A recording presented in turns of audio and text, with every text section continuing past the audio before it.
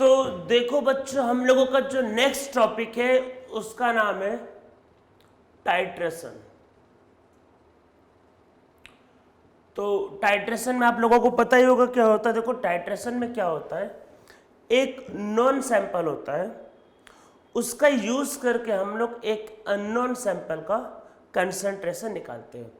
Concentration मतलब molarity भी हो सकता है, नॉर्मलिटी भी हो सकता है इस चैप्टर में, तो वो जो भी कंसंट्रेशन है या इवन मोल भी हो सकता है। तो एक नॉन सैंपल के हेल्प से हम लोग अननोन सैंपल के बारे में पता करते हैं। तो ये क्या कहलाता है, आपका क्या कहलाता है, टाइट्रेशन। ठीक है, 10 में नीचे लिखो, in titration with the help of a known sample we determine the concentration of an unknown sample। concentration मतलब कि उसके बारे में इंफॉर्मेशन निकालते हैं कि आपका वो है क्या एक्चुअल में। ठीक है, तो हम लोग टाइट्रेशन में एक नॉन सैंपल की हेल्प से एक अननोन सैंपल के बारे में पता करते हैं। ठीक है, अब देखो होता क्या है, वो जो नॉन सैंपल जो होता है, पहले इसके बारे में कुछ पॉइंट्स आज लिख लेते हैं। और इवन टाइट्रेशन के बारे में डिटेल में मैंने आने के इक्विलिब्रियम में भी एक बार बता रखा है पहले से। देखो होता क्या है, वो जो नॉन सैंपल होता है, नॉन सैंपल को हम लोग कई बार बोलते हैं स्टैंडर्ड सॉल्यूशन। तो आगे लिखो क्या होता है, स्टैंडर्ड सॉल्यूशन। तो इसमें नीचे लिखो known sample is also known as standard solution.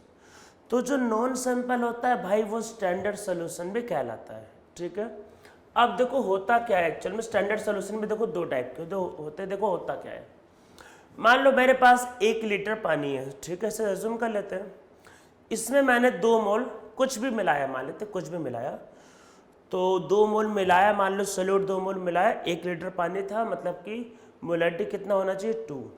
तो मैंने एक सोल्यूशन बनाया जिसका मोलैरिटी है 2।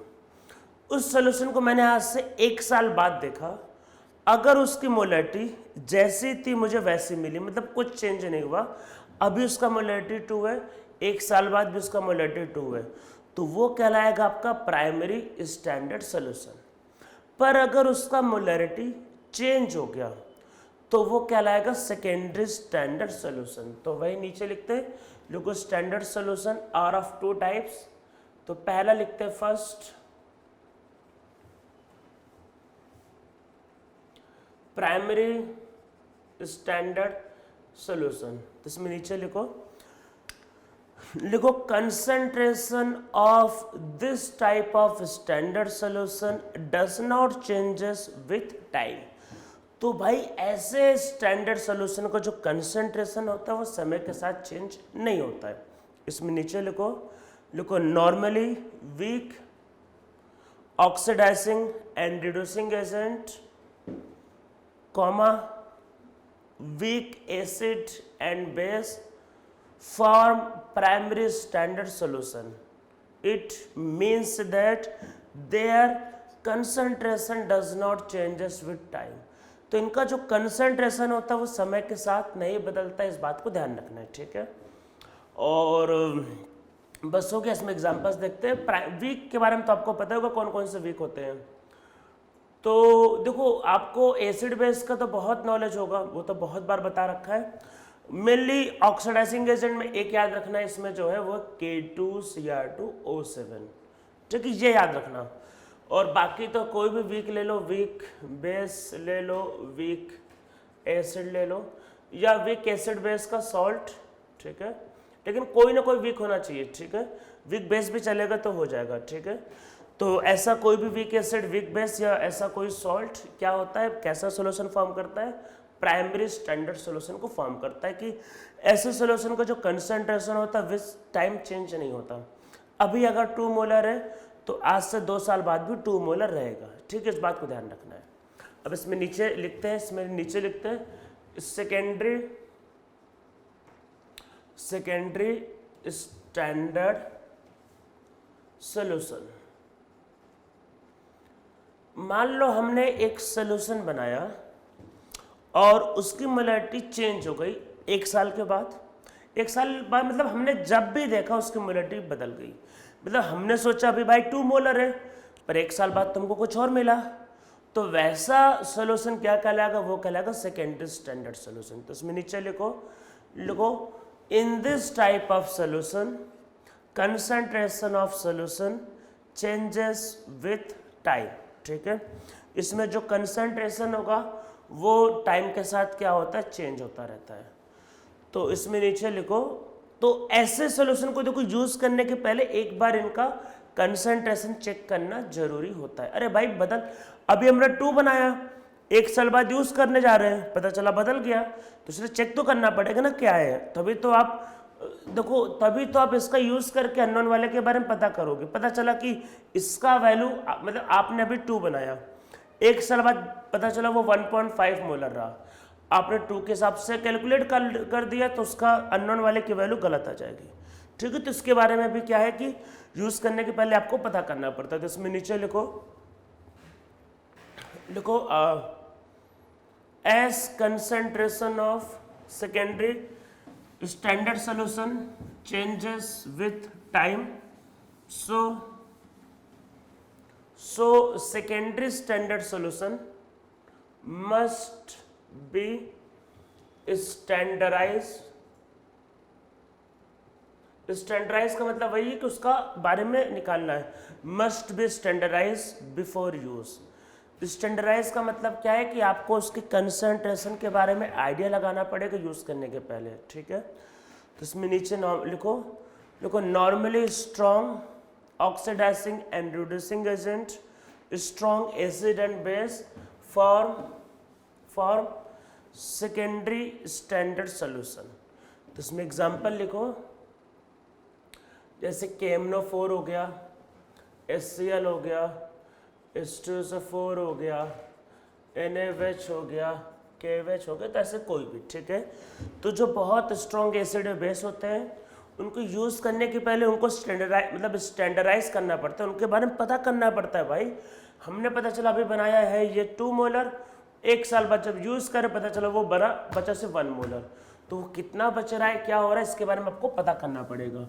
तो इनको आप क्या है कि आंख बंद करके यूज नहीं कर सकते, इसके बारे में आपको क्या होगा कि यूज करने के पहले पता करना पड़ता है। ठीक है, तो ये क्या हो गई, ये हो गई हमारी सेकेंडरी स्टैंडर्ड सोल्यूशन। ठीक है, अब देखो टाइट्रेशन में होता क्या है, एक नॉन सैंपल की हेल्प से हम लोग अननोन सैंपल के बारे में पता करते हैं। ठीक है, इसमें एक बहुत इंपॉर्टेंट बात याद रखना कि KMnO4 क्या है, एक स्ट्रॉन्ग ऑक्सीडाइजिंग एजेंट है K2Cr2O7 के कंपेरिजन में, पर फिर भी हम लोग K2Cr2O7 का यूज कई बार प्रिफर करते हैं एज कंपेयर टू KMnO4, क्योंकि K2Cr2O7 एक प्राइमरी स्टैंडर्ड सोल्यूशन है, तो उसके बारे में आपको कुछ मतलब पता नहीं। जैसे मान लो हमने अभी एक K2Cr2O7 का एक सैंपल बनाया, ठीक है, हम लोग उसको मान लेते हैं कि आपका कुछ समय बाद उसको यूज करने जा रहे हैं, तो जैसा बनाया वो वैसा ही रहेगा मतलब कुछ टाइम बाद भी, तो उसका जो कंसंट्रेशन होता है वो चेंज नहीं होता है विथ टाइम,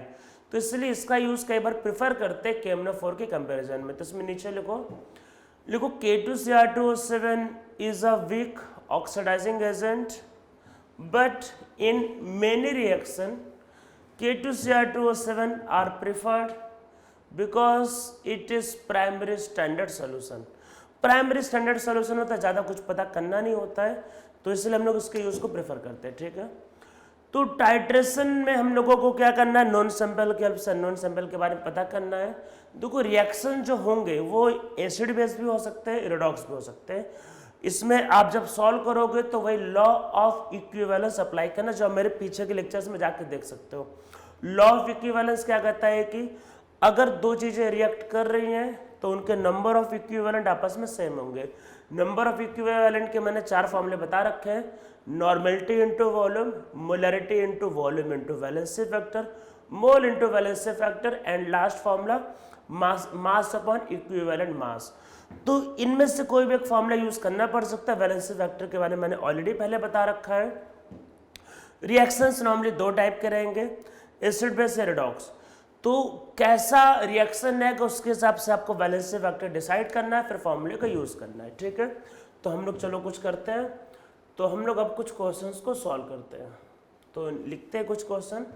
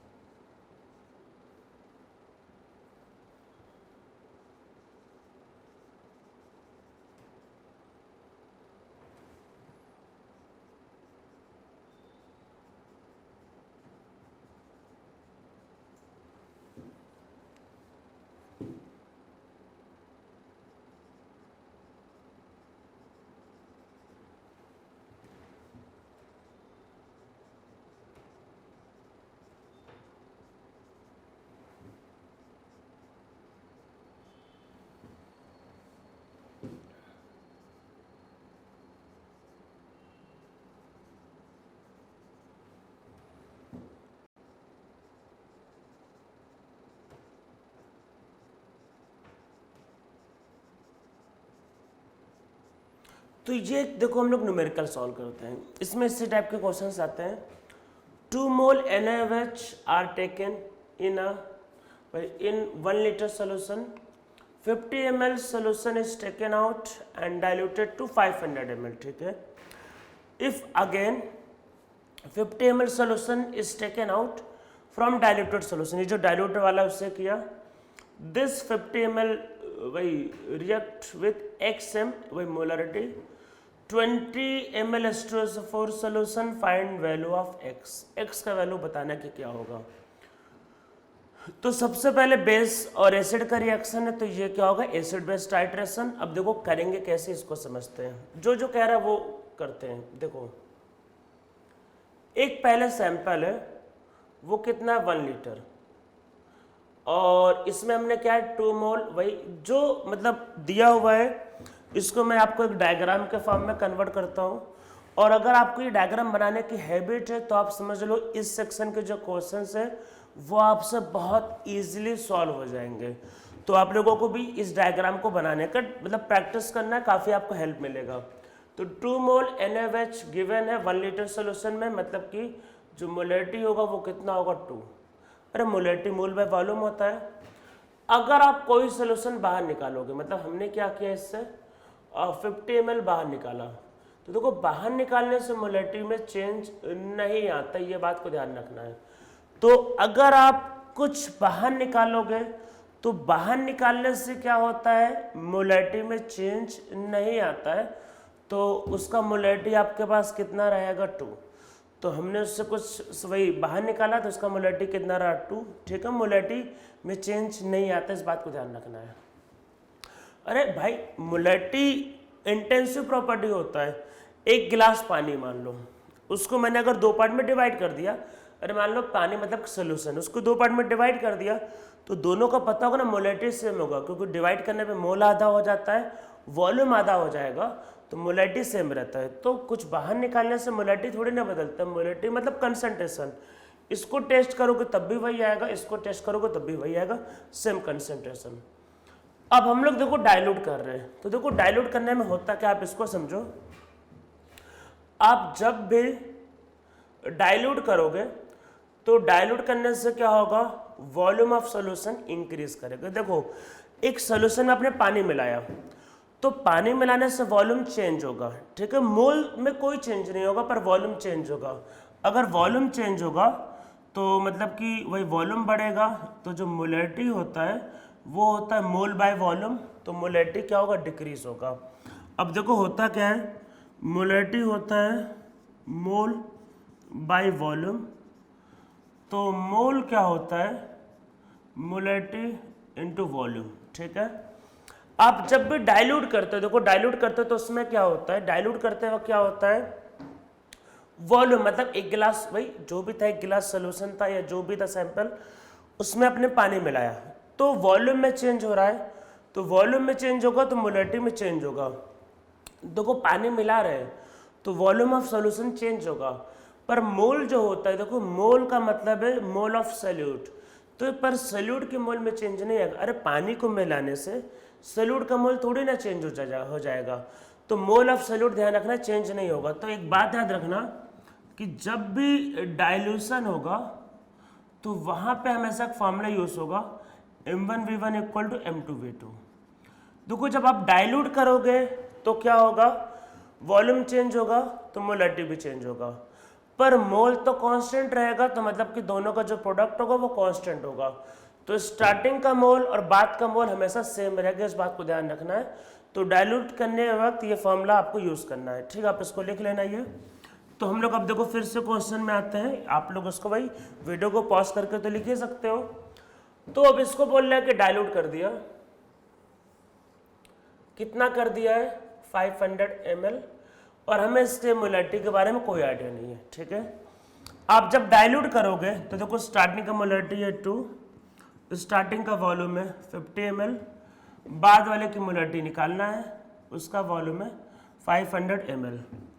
तो ये पूरा कट जाएगा, तो इसका जो मोलैरिटी होगा वो आया 0.2 m, मतलब कि ये कितना आ रहा है 0.2 m। जी याद रखना है कि अब जब जब भी डायल्यूट करोगे तो फॉर्मूला यूज करना है m1v1 इक्वल टू m2v2, ठीक है। तो ये जो सैंपल हमारे पास जो है इसका मोलैरिटी हमारे पास आ चुका है। अब इससे फिर से देखो क्या बोल रहा है, 50 ml बाहर निकालो। जो बोल रहा है करते जाओ। कितना बाहर निकाला, 50 ml। तो इसको बाहर निकालने से मोलैरिटी में चेंज नहीं आएगा। और इसका रिएक्शन करवा रहे, देखो ये 50 ml बाहर निकाला है, इसका रिएक्शन करवा रहा है x मोलर 20 M H2SO4 के साथ। तो देखो क्या है, H2SO4 है, ये NaOH है, ठीक है। ये x मोलर है और 20 ml है, और हम लोग दोनों का क्या कर रहे हैं, रिएक्शन, ठीक है। तो वही बोल रहा है कि ये जो बाहर निकाला है 1050 ml react with x molar 20 M H2SO4 solution, इन दोनों का रिएक्शन करवाना है। रिएक्शन करवाते वक्त आपको पता ही होगा कि दोनों का जो इक्विवेलेंट है वो सेम होना चाहिए। तो रिएक्शन को करते वक्त क्या होगा, दोनों का जो भी इक्विवेलेंट है वो सेम होना चाहिए। तो इक्विवेलेंट के देखो आपको कई फॉर्मूले बताए हैं। जहां पे मोलैरिटी गिवन है तो फॉर्मूला एक क्या था, molarity into volume into valency factor. तो क्या होगा आपके पास, number of equivalent of NaOH जो होगा वो इक्वल होगा किसके, number of equivalent of H2SO4। तो रिएक्शन में क्या होगा, दोनों की इक्विवेलेंट क्या होंगे, सेम होंगे। तो NaOH का देखो मोलैरिटी कितना गिवन है, 0.2 m। इसका देखो वॉल्यूम कितना गिवन है, 50 ml, ठीक है। तो मोलैरिटी और वॉल्यूम, हाँ NaOH के देखो फॉर्मूला क्या होता है, molarity into volume into valency factor. तो NaOH का वैलेंसी फैक्टर 1। अरे एसिड बेस रिएक्शन हो रहा है, एसिड बेस में NaOH का वैलेंसी फैक्टर 1 होता है। वैलेंसी फैक्टर के लेके कोई भी डाउट हो तो आप पुराने लेक्चर्स को जाकर रिफर कर सकते हो, ऑलरेडी इस पे दो लेक्चर बनाए हुआ है। इसका मोलैरिटी निकालना है, वॉल्यूम कितना है 20 ml, H2SO4 का वैलेंसी फैक्टर कितना होगा 2। अब आपको रिएक्शन नहीं लिखना, अब आपको हमेशा ऐसे बैलेंस करना है। तो दोनों के इक्विवेलेंट सेम किया तो क्या होगा, x इक्वल टू क्या आएगा, this will be 10 and by 40, so this will be 0.25 m, ठीक है। तो ये हमारा इसका आंसर आएगा। तो इसका मोलैरिटी कितना आ रहा है, ये आपके पास आ रहा है 0.25, ठीक है। तो आप लोगों को देखो ये समझ में आ गया होगा। तो ये हम लोगों ने एक एसिड बेस रिएक्शन किया। अब हम लोग चलो इस पे एक रिडॉक्स वाला क्वेश्चन भी करते हैं।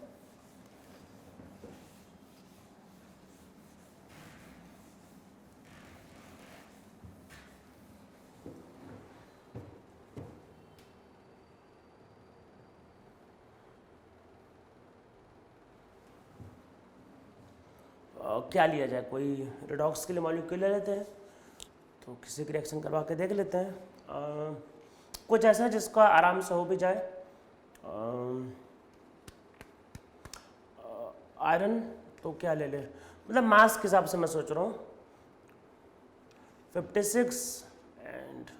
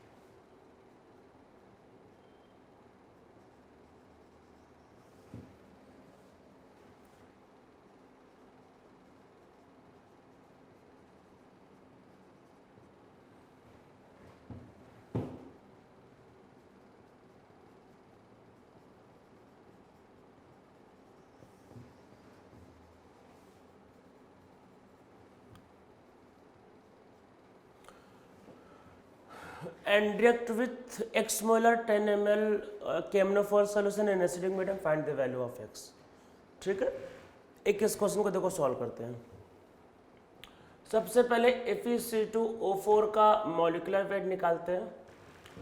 तो आयरन का मास क्या होगा, आयरन का मास 56, कार्बन का 24 एंड ऑक्सीजन 4 ऑक्सीजन है, ये कितना होगा 64, तो यार 144 ग्राम। ठीक है, उसी के अकॉर्डिंग मैंने क्वेश्चन बनाया था। तो हम लोग इसका मोल निकालते हैं, तो 72/144 0.5 मोल। तो इसका मोलरिटी निकालते हैं, 0.5/2, तो 0.25 इसका मोलरिटी आएगा। ठीक है, तो हम लोगों को देखो इसका मोलरिटी भी मिल चुका है। तो करना क्या है, देखो क्या कह रहा है, ये सोल्यूशन है जो कितना है 2 लीटर, और ये कितना है 0.25 m। ठीक है, दिया हुआ है। तो अब देखो है कि आपके पास कि हमने इससे 50 ml बाहर निकाला है। तो कुछ भी बाहर निकालने से क्या होता है, मोलरिटी में चेंज नहीं होता है। तो याद रखना है कि अगर आप कुछ भी बाहर निकालोगे तो बाहर निकालने से क्या होता है, मोलरिटी में चेंज नहीं होता है। तो जैसा मोलरिटी है वैसा मोलरिटी हो, और इसी का सीधा सीधा रिएक्शन करवा दिया है। तो ये मैंने छोटा सा क्वेश्चन दिया था। तो हम लोगों ने इसका देखो रिएक्शन किससे करवाया है, हम लोगों ने इसका रिएक्शन करवाया है किससे, x मोलर वही 10 ml, और कौन सा सॉल्यूशन है KMnO4। ठीक है, और ये आपके पास क्या था, ये था FeC2O4। ठीक है, देखो है कि एक्चुअल में FeC2O4 के सामने अगर एक ऑक्सीडाइजिंग एजेंट होता है, और डिटेल में जाना होगा तो हमारे लेक्चर में जा सकते हो पुराने वैलेंसी फैक्टर वाले में। तो जब एक ऑक्सीडाइजिंग एजेंट होगा तो उसको ऑक्सीडाइज करेगा, तो आयरन जाता है +3 में एंड कार्बन जाता है +4 में। तो इसका जो वैलेंसी फैक्टर होगा वो आयरन का क्या होता है, आयरन का वैलेंसी फैक्टर 1, और कार्बन जो होगा, कार्बन जो होता है उसका वैलेंसी फैक्टर आपके पास वही 1, और 2 कार्बन के लिए 2, तो ये वैलेंसी फैक्टर आपके पास आ गया 3। ठीक है, तो होगा क्या एक्चुअल में इसमें, तो बस दोनों के इक्विवेलेंट सेम करेंगे। तो यहाँ पे क्या होगा आपके पास, number of equivalent of FeC2O4 equal आएगा किसके, number of equivalent of KMnO4 के इक्वल आएगा। नंबर ऑफ इक्विवेलेंट का मतलब क्या होता है, देखो ये होता है मोलरिटी। इसका मोलरिटी कितना है 0.2 m, इसका वॉल्यूम कितना है 50 ml। Molarity into volume into valency factor, इसका वैलेंसी फैक्टर क्या होगा 3। हम लोगों का इसका मोलरिटी निकालना है, इसका वॉल्यूम कितना है 10 ml, एंड KMnO4 का वैलेंसी फैक्टर तो ये तो ऑलरेडी बताया हुआ है कि KMnO4 का वैलेंसी फैक्टर 5 होता है अगर मीडियम एसिडिक होता है। तो क्या होता है क्या एक्चुअल में, तो ये आपके पास क्या होगा, इसका जो वैलेंसी फैक्टर होगा ये आपके पास होगा 5। तो वैसे 10 × 5 ये कट जाएगा, तो यहाँ पे x का जो वैल्यू आया दैट इज 0.75 m। ठीक है, ये इसका आंसर आएगा। तो वैलेंसी फैक्टर आप लोगों को याद ही होगा ये। तो कुछ बातें मैं बता देता हूँ, वैसे ही आप लोगों को याद ही होगा। देखो KMnO4 जो होता है, मैं इसको बता देता हूँ, आप लोग उसको लिख लेना साथ में, वैसे एक बार ऑलरेडी बताया हुआ है। तो KMnO4 एंड K2Cr2O7 के बारे में आप लोगों को कुछ बातें पता होनी चाहिए। तो सबसे पहले KMnO4, वैसे KMnO4 जो होता है ये एक्चुअल में पर्पल कलर का होता है। पर्पल भी बोल सकते हैं, फिर डार्क पिंक। मतलब होता क्या है कि अगर आप पर्पल कलर को धूप में देखोगे तो आपको डार्क पिंक जैसा दिखाई देगा, तो पर्पल या डार्क पिंक कलर को बोल सकते हैं।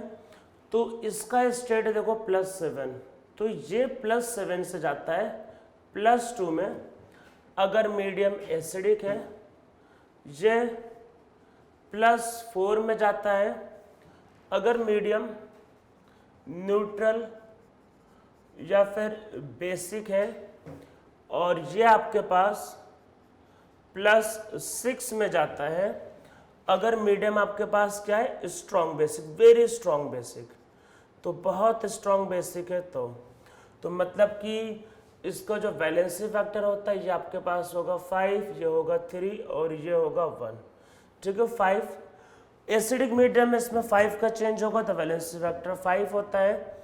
बेसिक मीडियम में ये इसका वैलेंसी फैक्टर 3 होता है, और बहुत स्ट्रॉन्ग बेसिक मीडियम होगा तो इसका वैलेंसी फैक्टर 1। बेसिक या न्यूट्रल मीडियम इसका वैलेंसी फैक्टर 1 होता है। नॉर्मली यहाँ पे कलरलेस होता है, पर अगर +6 में जाएगा तो KMnO4 नॉर्मली ब्राउन कलर का होता है, मतलब +7 में वो पर्पल होता है, +6 में ब्राउन होता है। पर ब्राउन कलर नॉर्मली बहुत हाई pH पे अचीव होता है जब pH 13 के आसपास होता है, तो ये ब्राउन होता है, वैसे कलरलेस होता है। तो नॉर्मली क्या होता है, KMnO4 पर्पल कलर से हो जाता है कलरलेस नॉर्मली।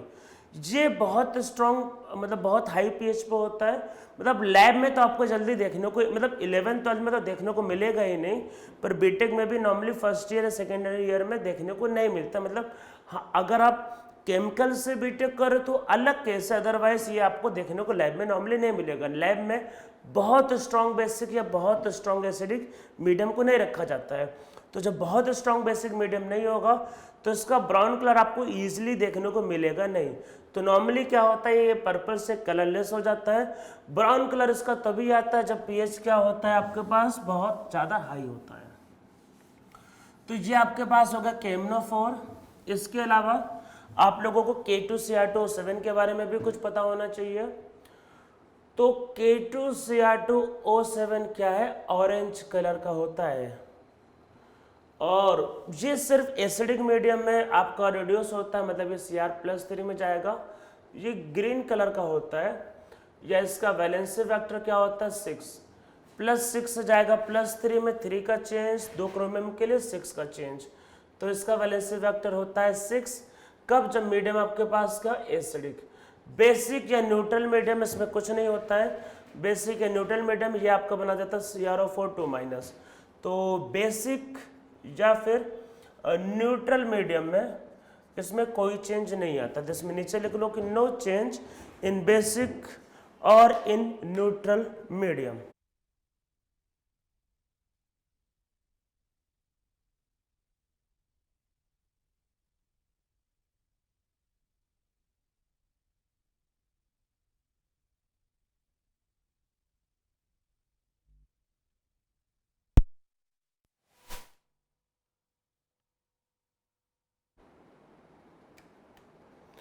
तो देखो बच्चों, हम लोगों का ये जो टॉपिक था इसको हम लोग बोलते हैं टाइट्रेशन।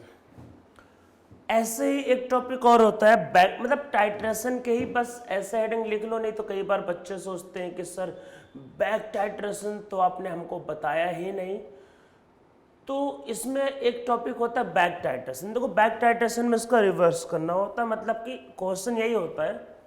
सिंपल टाइट्रेशन में पहला वाला सैंपल दिया था, हमने लास्ट वाले के बारे में पता किया। अगर लास्ट वाले का इंफॉर्मेशन गिवन है और आपको पहले वाले सैंपल के बारे में पूछे तो उसको बोलते हैं बैक टाइट्रेशन। तो बैक टाइट्रेशन में क्या होता है कि स्टार्टिंग का जो सब्सटेंस है वो अननोन होता है। इसको समझने के लिए हम लोग एक न्यूमेरिकल करते हैं। मेरे पास पुराना IIT का क्वेश्चन है, इसको समझने के लिए हम लोग इसी को सॉल्व कर लेते हैं, आपको सब कुछ समझ में आ जाएगा। तो लिखते हैं इसमें 25 gram sample of FeSO4.7H2O is diluted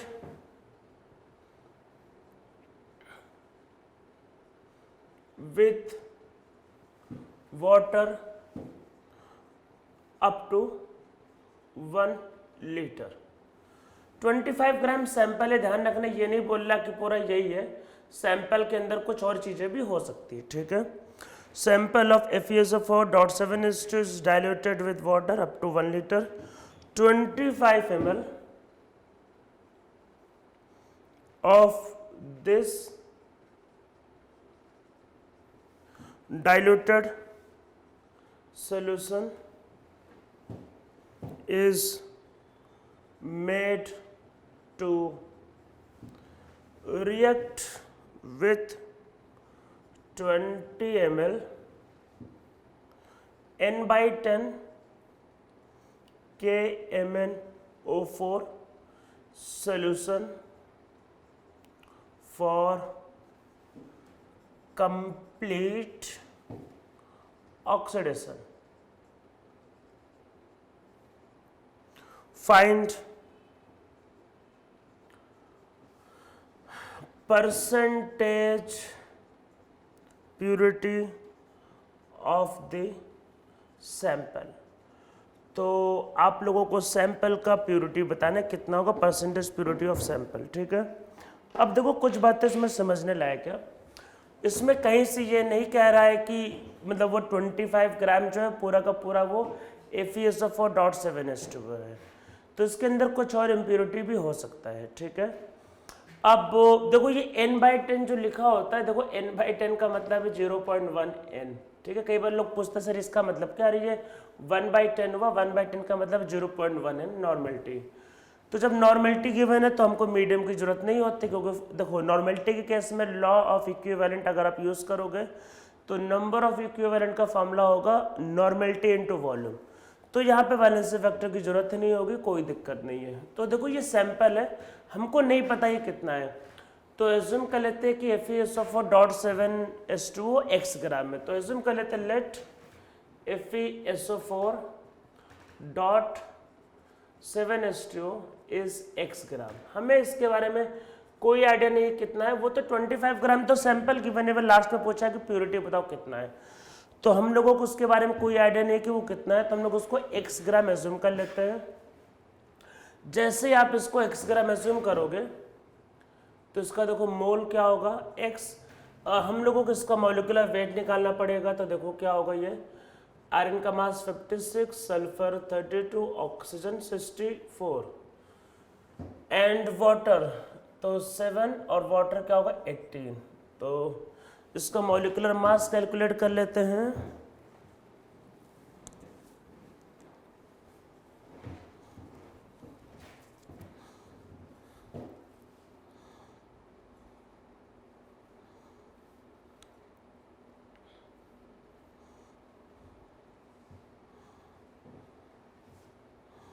ये आ रहा 278, ठीक ग्राम।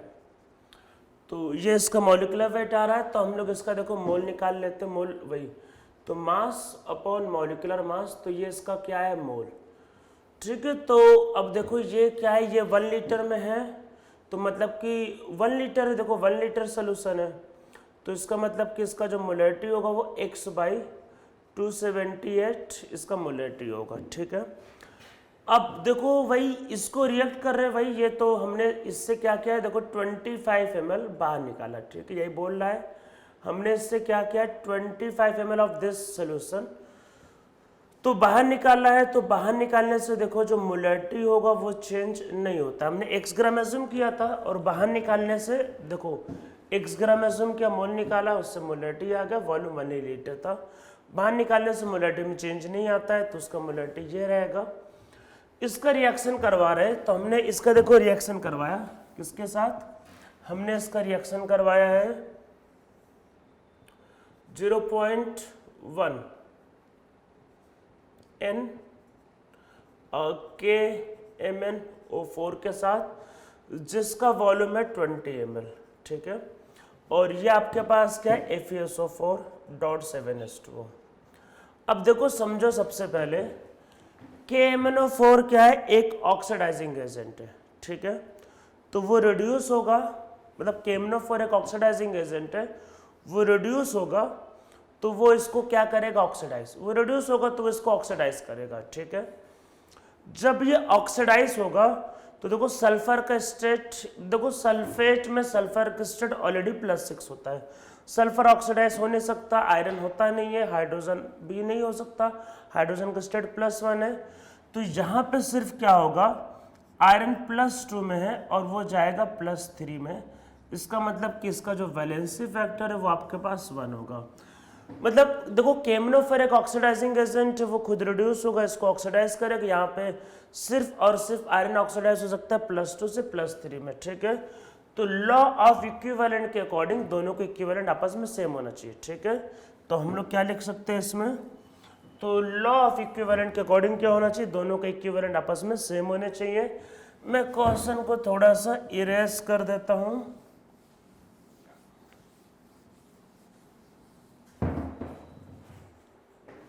तो क्या होना चाहिए,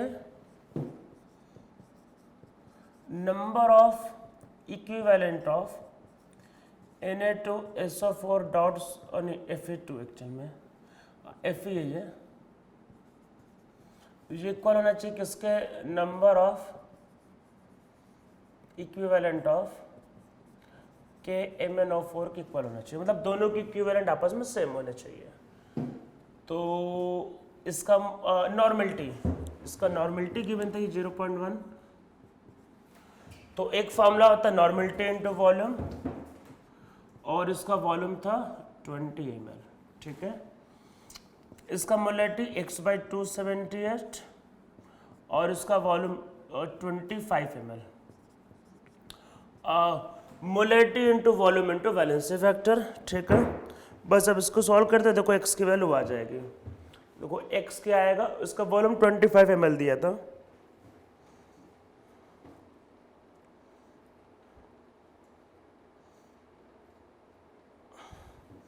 तो x आ रहा है 22.24 ग्राम, मतलब कि FeSO4.7H2 कितना है 22.24 ग्राम। तो देखो परसेंटेज प्योरिटी पूछा हुआ था, तो परसेंटेज प्योरिटी का मतलब क्या है कि इस सैंपल में FeSO4.7H2 कितना है 22.24 ग्राम, सैंपल कितना था 25 ग्राम, और इसको 100 से मल्टीप्लाई करेंगे तो हमको पता चल जाएगा कि इस सैंपल के अंदर FeSO4.7H2 कितना था।